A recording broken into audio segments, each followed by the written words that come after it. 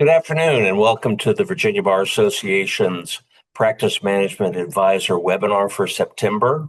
My name is Paul Fletcher. I'm the Executive Director of the VBA, and it's my pleasure to welcome you to this program on planning for success or building success, targeting success, build a plan for the financial future. Our presenter today is from our friends at Affinity Consulting, Jeff Krause. Welcome, Jeff, and take it away. Great, thank you. Give me a moment to get my screens right here.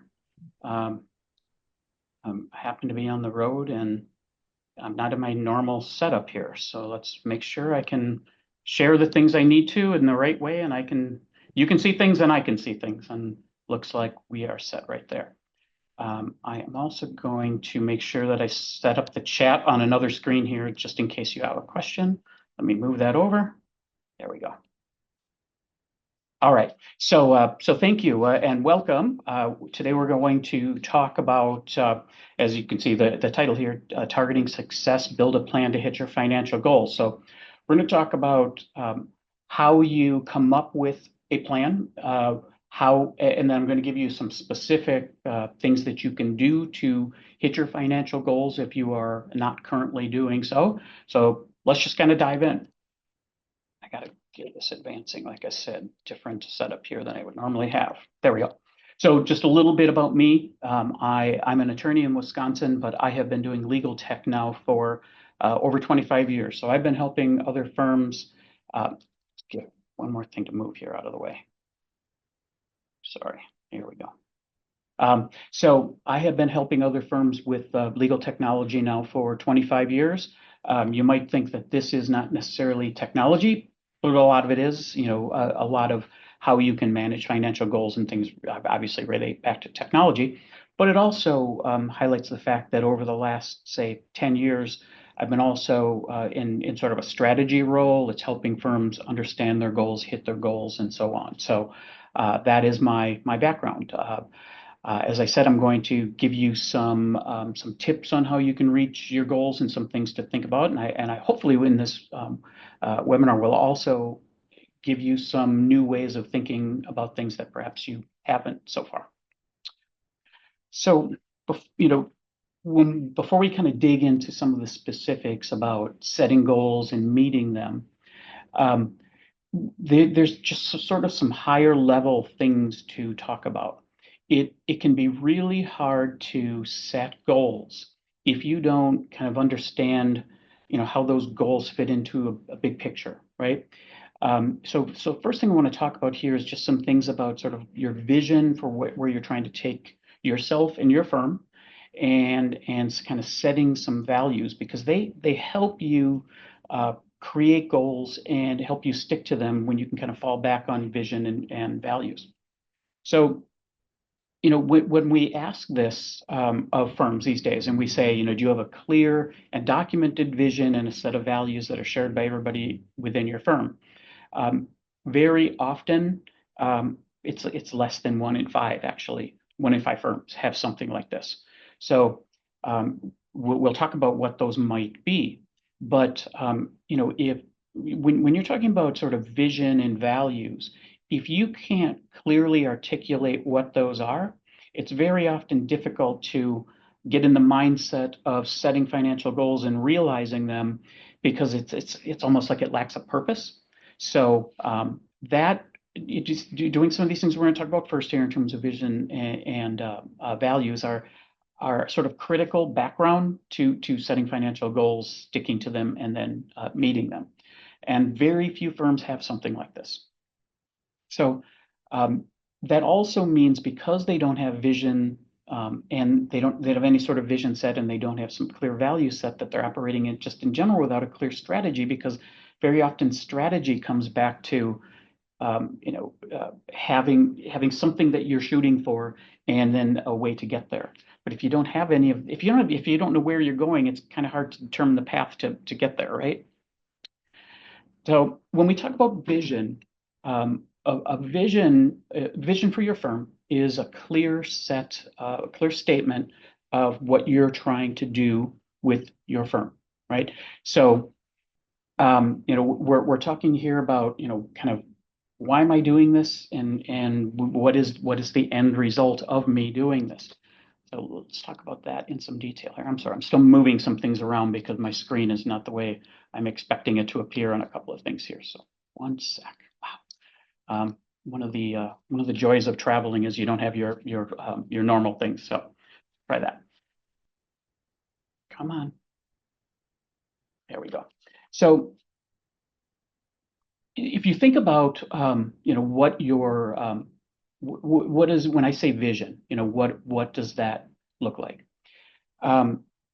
Examples of this would be, our vision is to be the best blank firm in our area. Or part of your vision could be that we hire the best people to provide our clients with the best service and so on, or that we care. Now, again, this sounds kind of generic, but that's like kind of your starting point.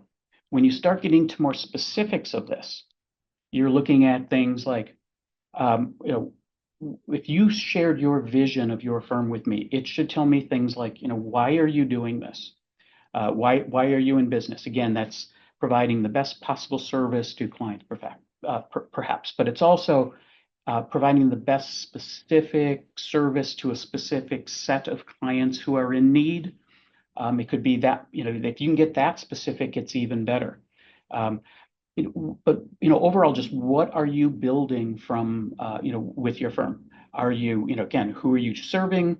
How will you do that? And when you start really getting into the details, your vision needs to be things like what makes you different, right? Because almost every firm can say, we're here to help a certain set of clients do this specific thing, but very few of them can kind of articulate why you should come to us and do that rather than with someone else. And that's where your vision can start getting specific enough and help you get some of these goals we're going to talk about, get them in order. Because as I said earlier, if you don't know where you're going or why you are doing it, it's hard to set those goals. So in addition, your vision can tell you things like, what type of team do I need to accomplish that, right? If you're able to say, this is what I'm trying to do, this is the vision for my firm, that's going to help you do things like say, the team that's going to get me there looks like this. And now all of a sudden you're looking at, exactly who you need to hire to help you get you there. Why are they different? Why do I think they're the perfect fit, and why are they that perfect fit? Why do they like being here and like serving the clients? Again, all of this is the type of thing that you would find in your vision statement. And then in addition, wow, I'm still having trouble getting things to advance here. Try that again. There. In addition, it should tell things like, every firm needs like the human touch, obviously, but where is that blend sort of between that human touch and technology come in? Can I create sort of that firm that clients identify with? They love to call us and ask that question and so on. But can I also do things in the background that are going to help me innovate, serve them better through technology? So, it might be as simple as, we use the best possible technology to save our documents so that we can get to things quickly, or we automate documents in a certain way so we can get that document that my clients need to them as quickly as possible and efficiently as possible. Your vision should think about at least how technology fits into that. And then your vision should also, because again, a vision, as you can tell, looks forward. It should look to things like, what does profitability look like? I say this when I do these types of webinars all the time, but attorneys often look at profit as like this dirty word. Until the end of the year when they're waiting for their their draw or their part of the profits. But a lot of attorneys almost look like profit as a dirty word where, well, I'm not in this to make money. I'm in this to serve people. I get that. And we all became attorneys, I guess, for different reasons. But one thing I always counter with when I hear something like that is, if you can't be profitable, you cannot serve those clients, right? You need to be profitable to be able to pay the right people, have the right technology, stay in business to help those people. So every business needs to make a profit. And, we're going to talk about some of the ways you can do that, but always keep that in mind. You can have all the goals you want in terms of helping the most people, helping a certain type of people, but you have to make money doing it so that you can pay the bills and keep the doors open to continue helping them. So your vision should tell me how you're going to do that. Right? All right. When it comes to vision and and articulating that vision and putting it down, the types of roadblocks that typically come up there, the most common one is you think about the word vision and understand the word vision looks to the future, right? Too often when a firm is asked to kind of put that vision together, they're either looking back or even they're looking at the present. A vision is about the future and how you're going to get there. Very often you haven't reached that vision yet. You need to articulate what that is going to be and how you're going to get there. It's nothing about the past. Yes, there are past mistakes you'd want to avoid, but that's not about your vision, right? So don't look back. Don't even look now. This is what you want your firm to be. The other roadblock is thinking something's impossible, right? We want to be this firm that does a certain thing in a certain way. I can't possibly think of how we get there. Well, never look at a vision that way. A vision is what you want it to be, and simply articulating that a lot of times is enough to help you get there. But if you don't articulate it, you will never get there. So don't think of things as impossible when it comes to the vision for your firm. These are just there's a couple of slides here of throughout this presentation of some of our clients at either Affinity or with Lawyerist, which helps small firms do these exact types of things. So throughout you may see some of these, but again, vision gives you clarity about sort of why you're doing things, how you're doing things, how you're going to get to that ultimate goal. So again, you'll see some quotes interspersed throughout this presentation here. So we talked about vision. Now, what are values? So the values of your firm help you understand, and in terms of your vision, the values can work together with that to help you attain your vision, right? Values are sort of the rules that you are playing with inside of your firm, the rules that your employees and that you are following to get you to where you want to go. So they then influence, again, every piece of your business from things like who you're going to hire. You can see, again, just immediately how your firm values are going to influence who you hire. You're going to want to hire people who meet that. It's also going to influence how you manage people, right? Again, your values, they play into how you treat people within your business, who you're looking for, and so on. They influence the clients, both how you treat clients and which clients you take. And overall, these values just become part of your decision making, whether that is about people, whether that's about process, whether that's about technology, whether that's about client service. All of those decisions, if you can fall back on your values, you can just make decisions that are based on getting to your goals or reaching your vision. So you might wonder, okay, that sounds just kind of, what might those values look like? These are the values that we have at Affinity Consulting. They're not, when you think about, what would my values look like? And a lot of times people think with their first thought that they're, in a very generic way, let's say.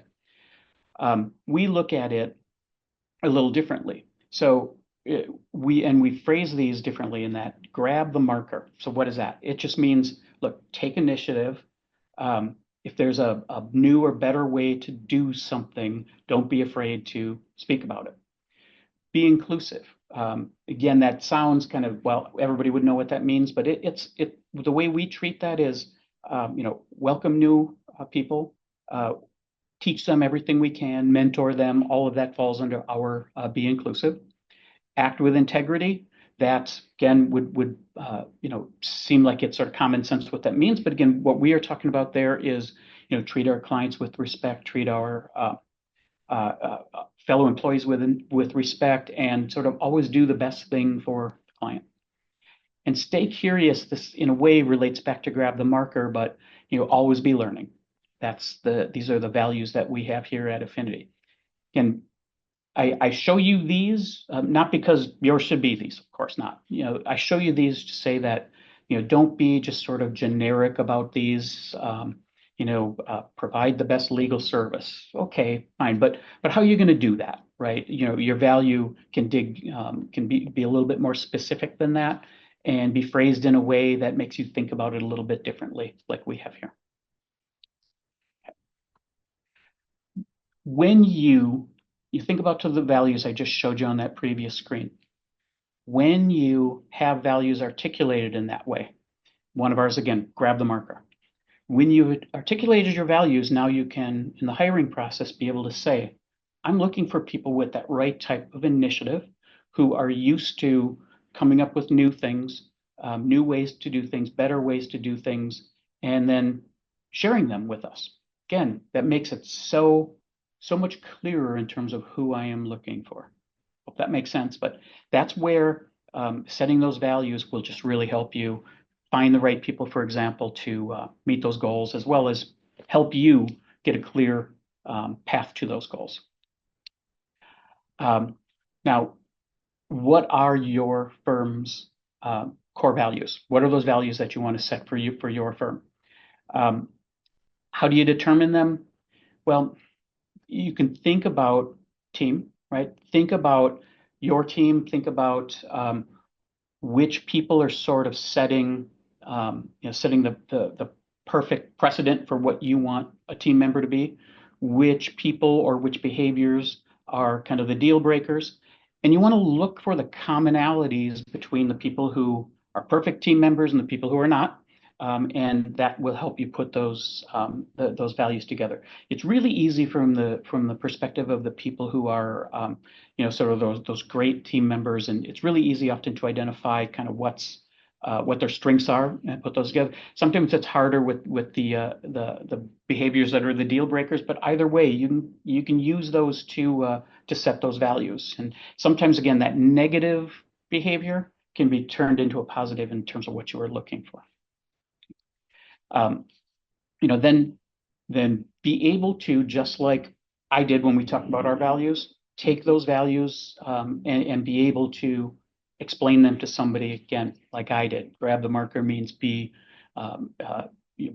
curious in terms of coming up with something and sharing it and so on. You need to be able to articulate that as well, not just in terms of what it means, but why it's important. And then just a couple last things here on your core values. Most firms have between 4 and 6. Okay.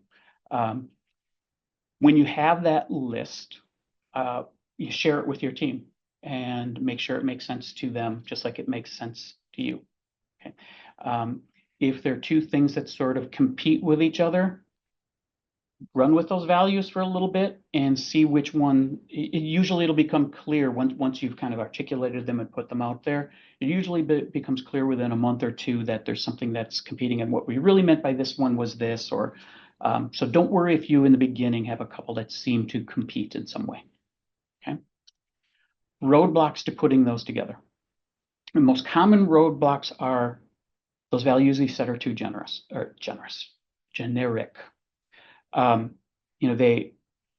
Every firm can have a value of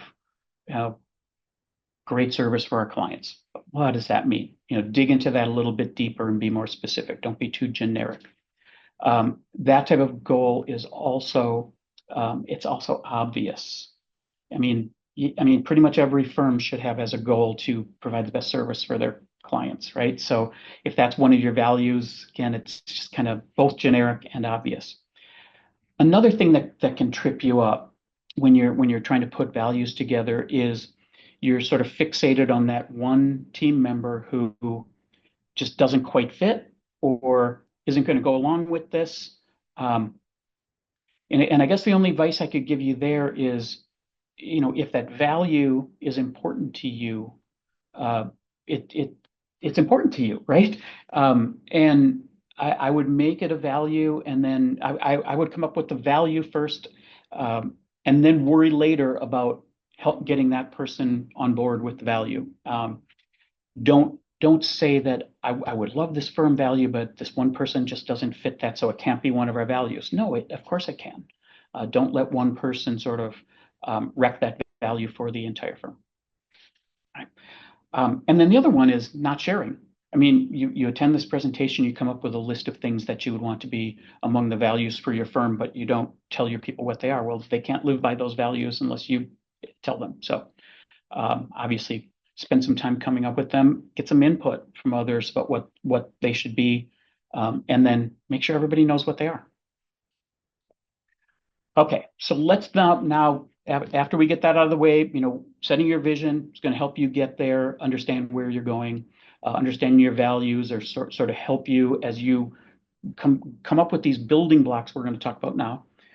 Having those values are going to help you do that and sort of understand why these particular building blocks are what they are. They're a reflection of your values.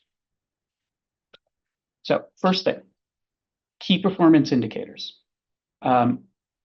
Or KPIs. These are data points that help keep you on track. So if, for example, you set a goal of, say, revenue or profitability for a specific time period, or say for the year, let's work with a year. You set an annual revenue goal of money that you want to bring into the firm. In a sense, that is a KPI because you have that annual goal. But the real KPI is helping you keep track of whether you are going to meet that. Because if you have that annual goal, what you want to do in terms of a KPI is what was my monthly revenue. Your monthly revenue, in January, what was my revenue? February, what was my revenue? March, what was my revenue? That is going to tell you whether extrapolating that over the course of the year, you're going to hit that annual goal or not, right? So KPIs are sort of shorter term visions of bigger financial goals that tell you whether you are on track for that.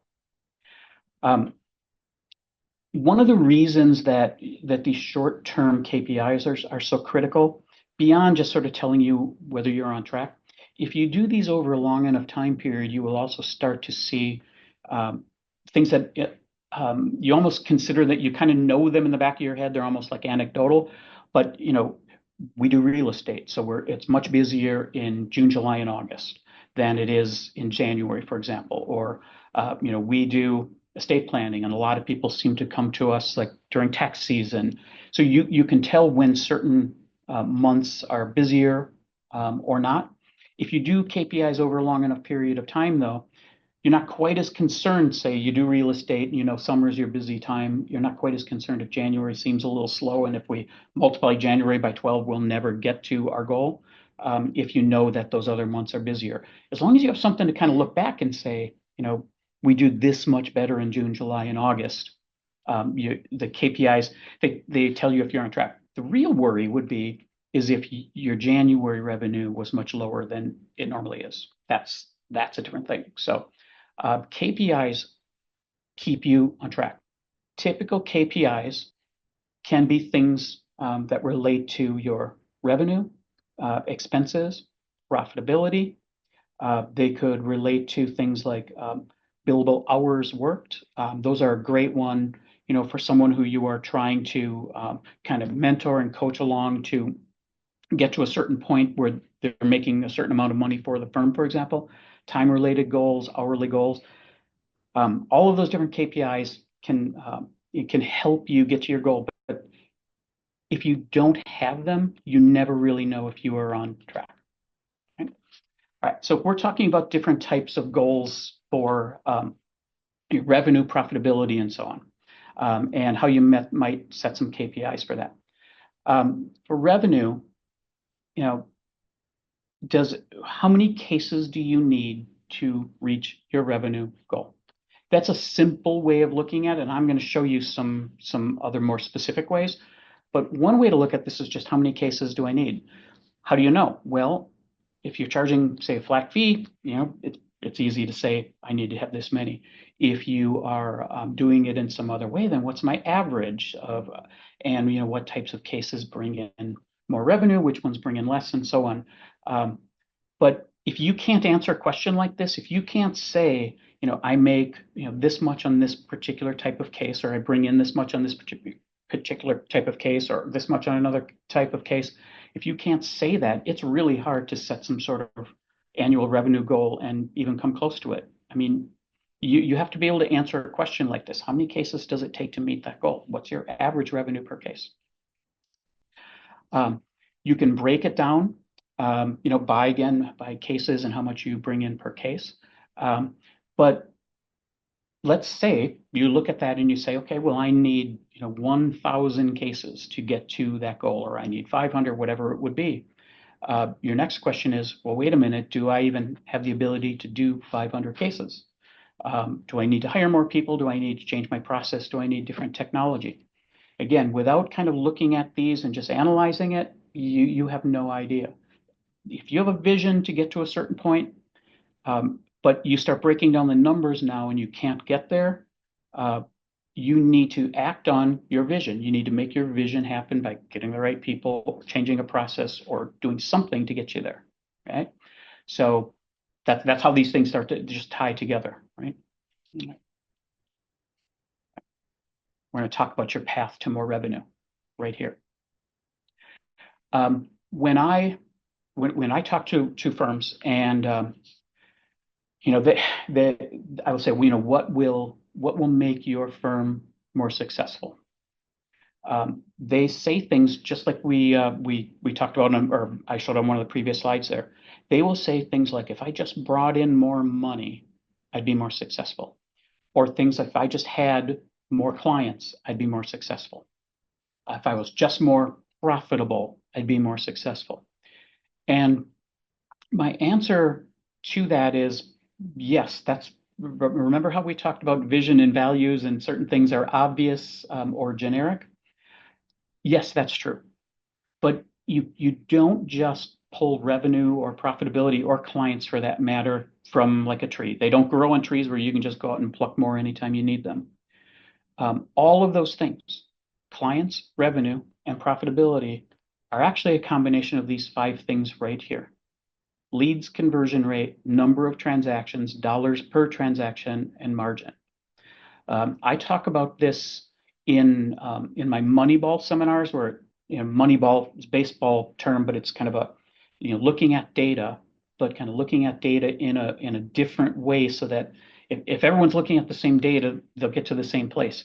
If you can take that data and look at it in a different way, you can take advantage of the data and do something different. So what I'm going to show you here is this what I refer to as the profit formula. And this is a way that you can start to understand how clients come in, how revenue comes in, and how profitability happens. And again, it's all about these 5 things.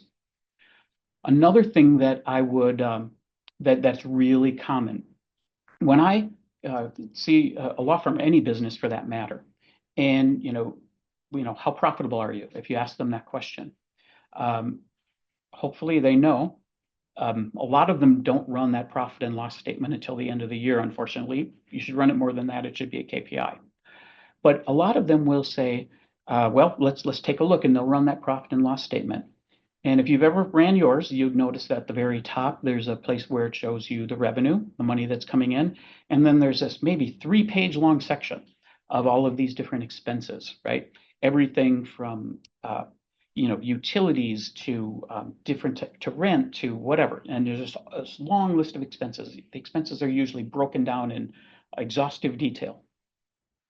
And when you see that, your first thought is, well, if I just cut this expense, there's this long list. If I just cut one of those a little bit, I'll be more profitable. True. That is true. But the place to focus is at the top, where the money's coming in.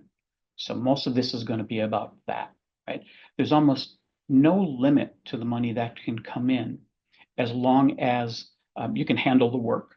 But there's almost no limit to that. There's only so far you can cut expenses. And there are certain expenses you can't cut. At least you can only cut maybe a little bit. And if you cut more than that, you actually could harm the money coming in. Marketing, for example, if you completely cut that out, where's your next client coming from? So there's only so much you can cut expenses, but there's almost no limit to the clients and revenue that you can generate. Here's how. So the first part of that formula was leads. A lead is someone who has expressed interest in working with you, right? A lead is not every name in, I'm dating myself here. It's not every name in the phone book. It's not everybody who drives past a billboard on the freeway. It's someone who takes action based on something like that billboard, right? So leads are about marketing. If you can attract more people to have interest in your business, you'll end up with more clients. Well, I'll give you some numbers as we do this, but increasing leads is number one. It would be anything like doing a better job of online marketing or getting referrals. Strategic alliance is like if you did a certain type of law, like say estate planning, if you had a good relationship with a CPA, for example, you might be able to have some synergies there where they would refer clients to you, you would refer clients to them. Strategic alliance is what that is. Networking, public speaking, but it's all about marketing, right? It's about getting people to know about and express interest in working with you, right? So if you're looking for clients, again, they don't just grow on trees. The first part of that is getting their attention, right? Getting the attention of a potential client. That's all about marketing. The second piece of this is conversion rate. Conversion rate is, you could almost think it's like sales, but this is if a lead expresses interest in your business, expresses interest in working with you, how many of them, what percentage actually become clients? This is a strange one because a lot of us think that if someone expresses interest in working with me, they almost always do, right? That's your first thought. That is not true. A lot of times when we analyze conversion rate for law firms, it will be in the 30% range. And you think, well, how can that possibly be? How could it possibly be that only 30% of the leads actually end up working with that firm? Well, sometimes they're just clearly not the right fit. So, you might speak to them and like immediately, no, we don't even do that type of law. I don't know why they called us. That's actually going back to leads. How did you attract that lead then? But then other things like we just didn't call them back soon enough, so they went with someone else. They asked 3 firms that same question, but we didn't get back to them soon enough.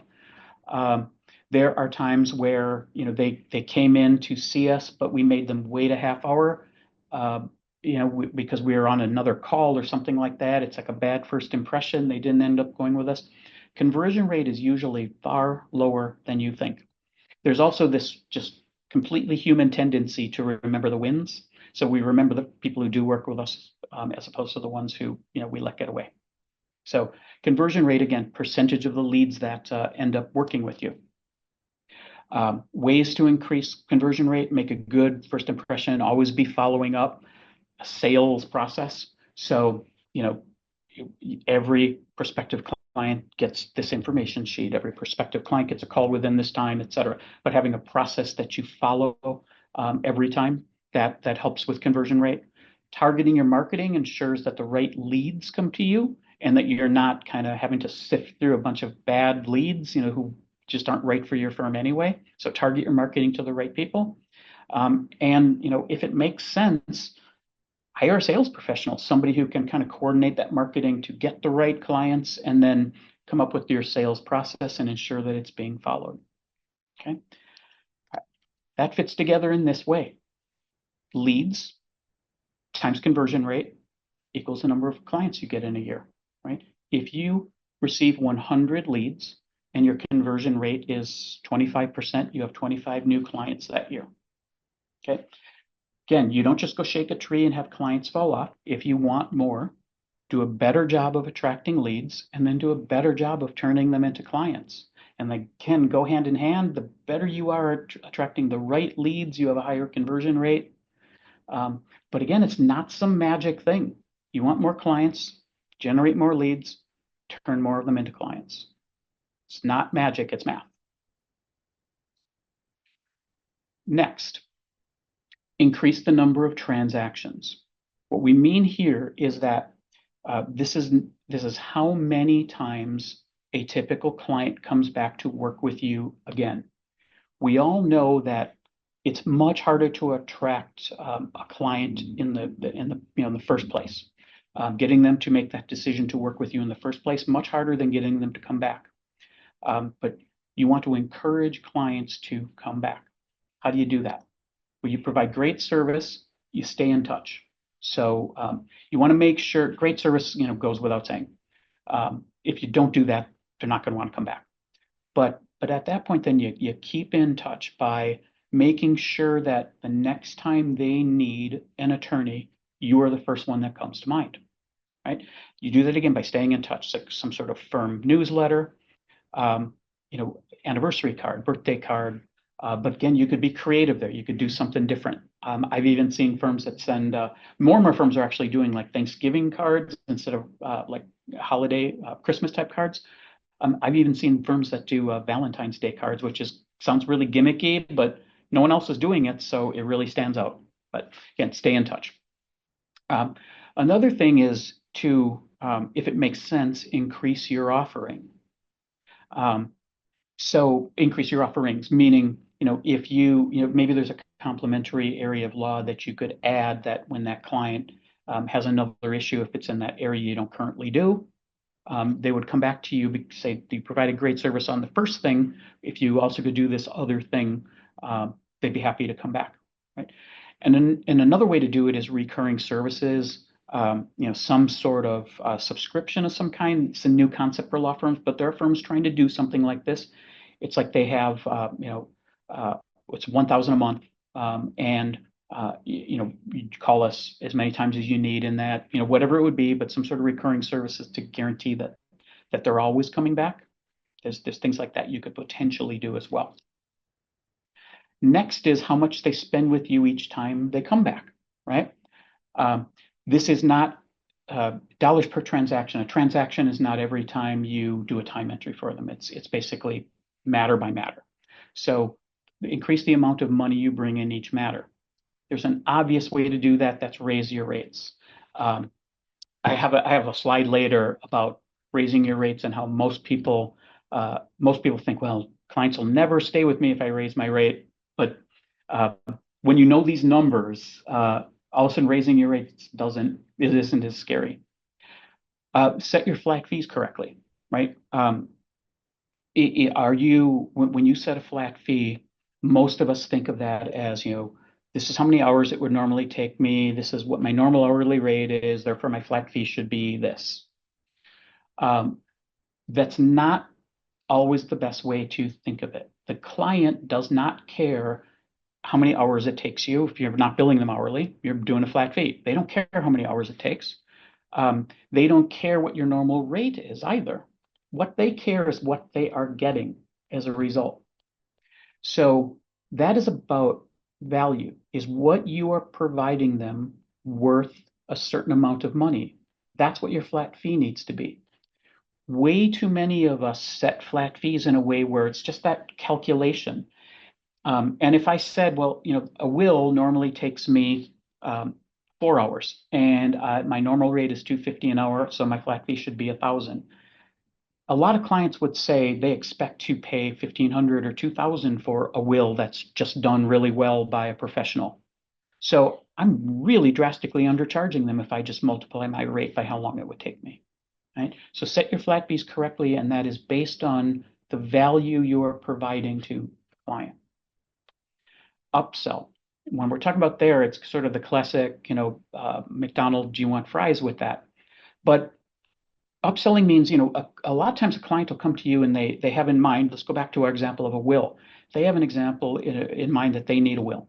But as you listen to them, they really need a will and a marital property agreement and perhaps a trust, and they need these other things. Well, it's not unethical to tell them, look, what you are trying to do, you can only accomplish by adding these other things. You don't, a will's not going to do it.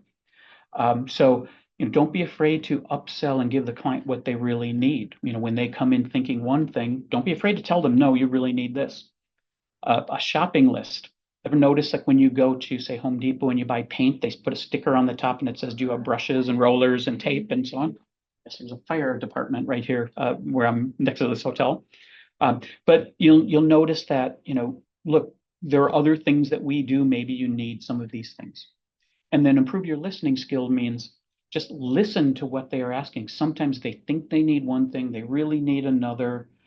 Just listen, right? Listen more than you talk in that initial meeting to gather the right information so you can provide the right thing to them. All right.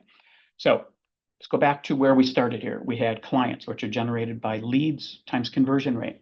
You take the number of clients times the number of transactions, how many times they come back, times the dollars per, and that's your revenue. I'll put this one in one big formula so you can see it all together in just a moment. There's one more piece to this, right? And that is margin. Margin, there's a more technical accounting term for this, but I consider margin the percentage of the revenue that I get to keep. So margin comes down to things such as this is where expenses, again, all those things I talked about where your first instinct is to cut expenses. Margin is partly about expenses. You can reduce your overall expenses. You can upgrade your people. It sounds like really, I don't know, but you can upgrade your people. You can upgrade your technology. When I say upgrade your people, if someone can do more in less time, you can obviously generate more margin paying them. You're paying them X amount, but if they can do more for X amount of dollars, it's an upgrade, right? You can get more done for the same amount of money, or maybe a little bit more, but you can get exponentially more done. Same thing with technology. And then stop selling your firm short. Again, when I talk about flat fees and so on, we're providing this value to the client. It is worth this to this client. It's not about just some sort of mathematical thing of it's this hourly rate times this how much I think it's going to take me. Don't sell yourself short. You can increase your margin by simply charging what you're worth. Right? So that's the last piece of this. Your revenue, which we've already determined, times the percentage you get to keep equals your profit. It looks like this. Right? Leads times conversion rate equals clients times number of transactions times dollars per equals revenue times the margin. Again, the percentage you get to keep equals your profitability. We put some numbers in there, small firm numbers, but nice round ones that we can work with here. If I get 100 leads, turn 25 of them into clients, my conversion rate is 25%, right? So 100 times 25%, 25 clients. On average, if they come back twice and spend $5,000 each time, my revenue is $250. If I get to keep about 40% of that, my profitability is $100,000. And I will just tell you that almost anything you can do in terms of becoming more profitable, in terms of increasing revenue, in terms of getting more clients, falls into one of those 5 things we talked about: leads, conversion, number, dollars per, and margin. Right? Again, there's no magic tree you go out there and shake for money. It's you focus on the things that really matter. And those are the 5 things that really matter. Let's say we focused on those 5 things and just took some of the examples there of what you could do to generate more of each, and we increased each of these by 10%. It looks like this. Right? 110 leads, 10% higher conversion rate, 0.275, would give us just over 30 clients. They come back 2.2 times. Again, we're talking about an average here. That's only one of them coming back a third time. We increase our dollars per transaction. Instead of 5,000 each time, it's 5,500 each time. Look what our revenue jumps to. Our revenue jumps 116,000. And if we increase our margin just a little bit, our profitability now goes from 100,000 up to 161.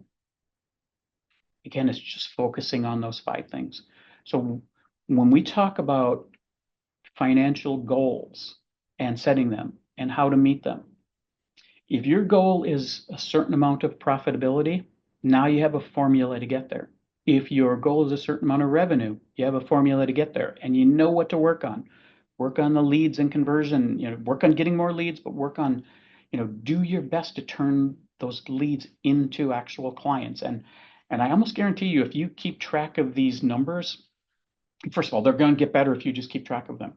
But I would guarantee you that if you took a serious, honest look at how many people are interested in working with you or reach out to you in some way, and then determine how many actually become clients, that number is much lower than you think. There's a golden opportunity there to convert more of those leads, especially if you attract the right leads. Right? It's math. And again, hopefully this is like a different way to look at those things. Now, what if I just had an incredible increase in this and I increased everything by 50%? Maybe not doable in a year, probably not doable in a year. But what if over the course of, say, 3 years, I set a goal to increase all of those original numbers by 50%? Well, look how much those numbers grow right there. Again, it's perfect formula. It's a different way of looking at things. And I would just say, even though it's a different way of looking at things, if you kind of plug these numbers in, it's incredibly accurate, right? I did this in my business years ago, and I was just kind of surprised because again, I saw somebody taught me this formula, and I put my numbers in there. I'm like, oh, that can't possibly be right. It's too simple. It's not exactly how my business works or whatever. And when I started putting those numbers in, from I looked, all through QuickBooks, pulled all of these things in, looked through my billing system, pulled in all these different things, my CRM to pull in all the leads and all that. And when I put all this together, it was just remarkably close to what my actual numbers were. So it's not, as different as it may look, it's actually incredibly accurate. And it just gives you a path to do those things, right? To get more profitable and so on. All right, I want to check time here. Got about 10 more minutes. So in the materials, I have probably about, there's probably 30 more slides after this. We're only going to go through the first few but in the materials, those slides have more, have some additional thoughts that you can look at. But let's dig into some of the next level things here. In terms of, I went too far there.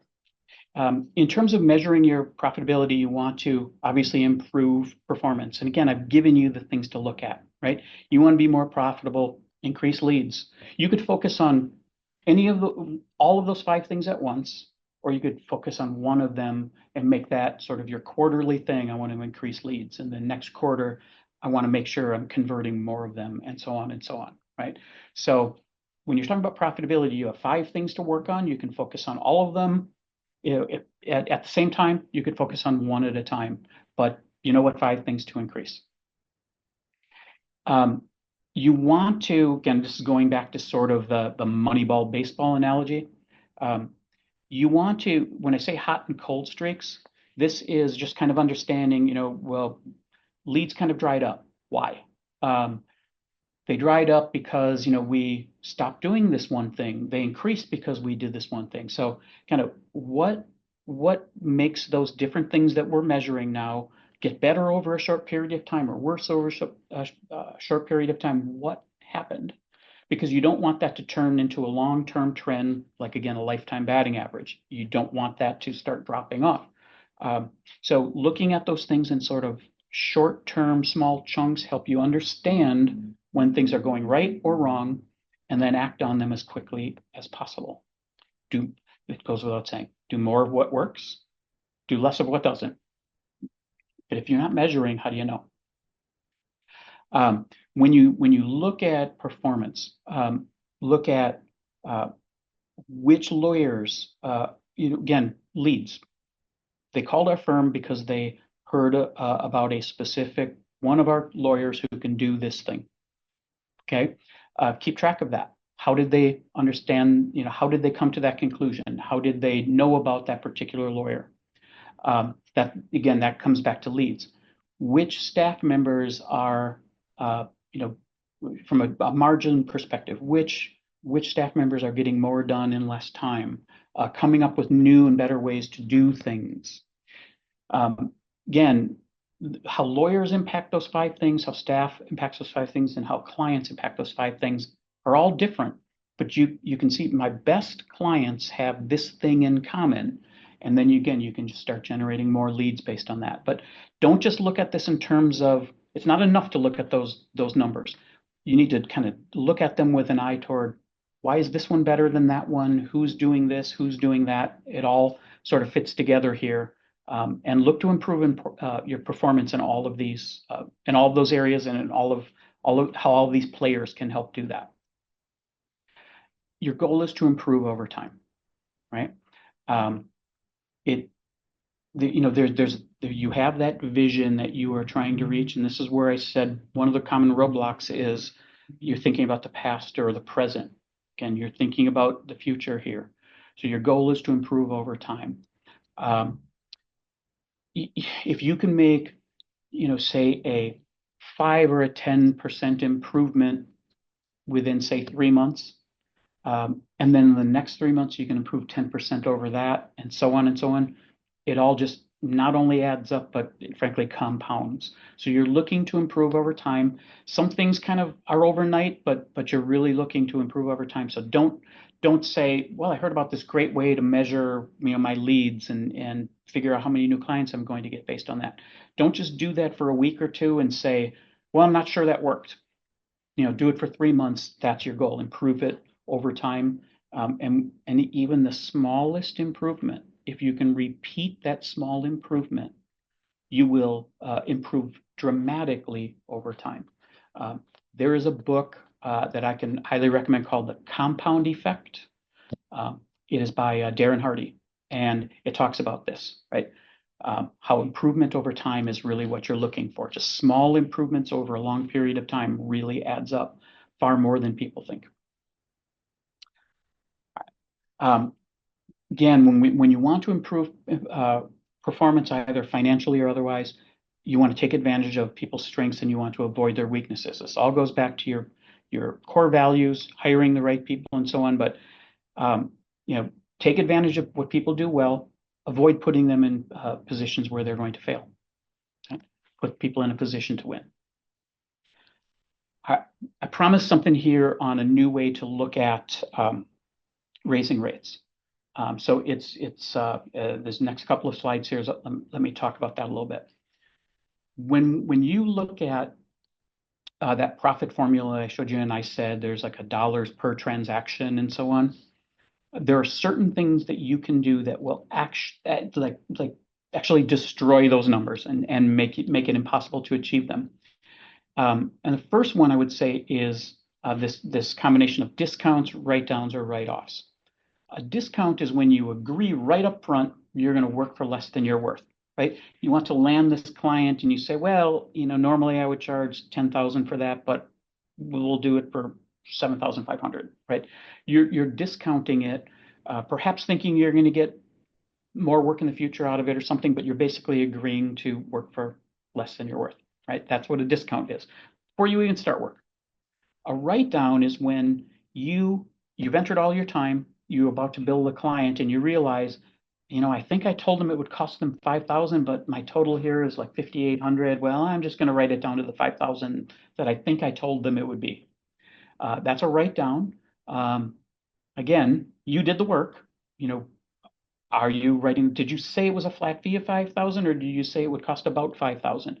You did work, and if you write down that 800, again, it's your choice. You're working for less than you're worth. You're there. In that case, you are working for less than the work you actually did. And then a write-off is when somebody, you send them the bill, but then they say, I only have half of this, and you just write the rest off. It's again after the fact. Why do they kill things? Well, if you discount, write down, write off, let's go back to our numbers for a moment here. 25 clients times 2 transactions, right? At 5,000 per transaction, that was our original number, gave us 250,000 in revenue. But if instead you are kind of writing things down through a combination of discounts, write-offs, write-downs, you're decreasing that 5,000 to only 4,500. Well, you are only bringing in 225 in revenue. You see, when you have those numbers to look at and see, and they're plugged into that formula, you can immediately start to see some of these things, right? Now, if your goal then is to get to 250 in revenue, the only way you're going to do that is to actually attract more clients, right? Because if you're only bringing in so much per transaction, you actually have to attract 28 clients to get back to that 250,000 in revenue. So you have to find somewhere 3 more clients, and which basically means you need to do more work. You need to do the work instead of for 25 clients, you have to do it for 28. That's where discounting, selling yourself short just really adds up. And there's the math, right? And when you have that profit formula to work with, there's your math. Okay. Now, here's the thing though. There's great value in raising rates, because if instead of bringing in 5,000 per transaction, we're bringing in 10% more, 5,500, our revenue goes up to 275,000. If our goal is 250, we only need 23 clients to get there. Again, there's magic here in these numbers, right? So with 23 clients, I only have to find the 23 clients. I could generate fewer leads. I'd still get there, but I only need the 23 clients, which means, I have less work to do. I can focus on the 23 clients who bring in that revenue and not worry about the other two. And when I talk about this in the context of raising rates, keep this in mind. If you sent something to all of your clients and said, yes, we're raising rates by 10%, which 2 would you lose? You know which 2 you would lose. You would lose the ones who complain about your bills all the time and don't want to pay anyway. Most studies will show you from a business perspective, you can continue raising prices until you lose about 10% of your customers, and you'll still come out ahead. And that's basically, again, what the math shows right here. All right, I want to be conscious of time here. I've got a couple more minutes. One other profitability killer is those poorly designed flat fees that I talked about. Again, I talked about how if it's just taking hours that you think you're going to work times hourly rate that you normally charge, there's almost never the right flat fee. What will happen is the times that you fall under that estimate of hours will be few and far between, and the times that you end up going over that will just seemingly happen all the time. That's just how it works out, right? Because your initial thought is it should take me this long. You will never make it back for the ones that fall under that estimated amount of time. You'll never make it back with those for the times that you go over. So don't set your flat fees just as like that calculation. Set your flat fees in terms of what it's worth to the client who you're ultimately delivering that to, right? Value to the client. That's what it's about. All right. Last thing. There are 2 other things that kind of kill your profitability when you're talking about these long-term goals. Inefficiency and ineffectiveness. And we'll close with this. Again, there's some more slides in the materials that there's some other concepts that we talk about here, but we'll close with this.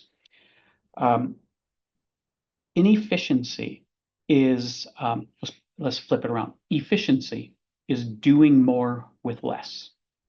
So doing more work with fewer people, doing more work because I have more efficient technology. This one piece of technology allows me to do this many more things. That's efficiency. So obviously inefficiency is the opposite. I have too many people doing this thing, where, I have 2 people right now, but really one could do it if they were trained properly or whatever. It kills your profitability, right? That it's just a margin killer, right? Be as efficient as possible. Anywhere you have inefficiency is killing that. Ineffectiveness is similar, but I would define ineffectiveness as kind of doing the wrong thing with your time, right? Putting the right person in the wrong position, or the wrong person, in the wrong position, where you're expecting somebody to do something that is not the best use of their time. An example of this that, again, we'll leave you with here is this. If you are, attorneys, we think of billable time as the best use of our time. True, but not always true. There's kind of 4 levels. If I was just kind of spending my otherwise billable time on like opening the mail, not a good use of my time. Another type of way I could spend my time would be, kind of filling in a form that needs to be turned into the bankruptcy court or something like that. It's sort of a legal thing, but am I the best person to be doing that, or should I have a paralegal be doing that? A third level is true billable work, going to court, arguing a motion, things like that, that billable work that's perfect for an attorney to be doing. So obviously you want to spend your time kind of as high on that scale as possible and don't waste your time opening the mail, for example. It'd be a very ineffective use of your time to be opening the mail. But there's a 4th level that a lot of us don't think about. And that is, it's non-billable, but it's a really good use of my time, like taking my best client to lunch for an hour. And talking about their business and understanding what their goals are and how I can help them achieve those. That's a really effective use of your time. You're not directly billing for it, but it's the type of thing that leads to other things. It's like that strategic planning and client relationship building and so on. Right? So spend your time doing things that really only you can do and you are the best person to be doing them. That's where we'll leave that on. Anything else is just killing your profitability. Do things the best you can with your time. Put the best people in the best position to succeed. All right, I'm going to wrap it there. Again, the materials you have, there's some additional slides there that expand on those concepts a little bit further, but this is where I intended to go. I just wanted to include some of the materials sort of for future reading. Thanks, everyone. Yeah, thank you. We appreciate it. And if you're looking for those slides, go to the VBA website, vba.org, go to the event page for this webinar, and that's where you can find them. So, Jeff, we appreciate your time and all the great information. I appreciate all of you coming today. Thank you very much. We'll see you next time. Thanks, everyone.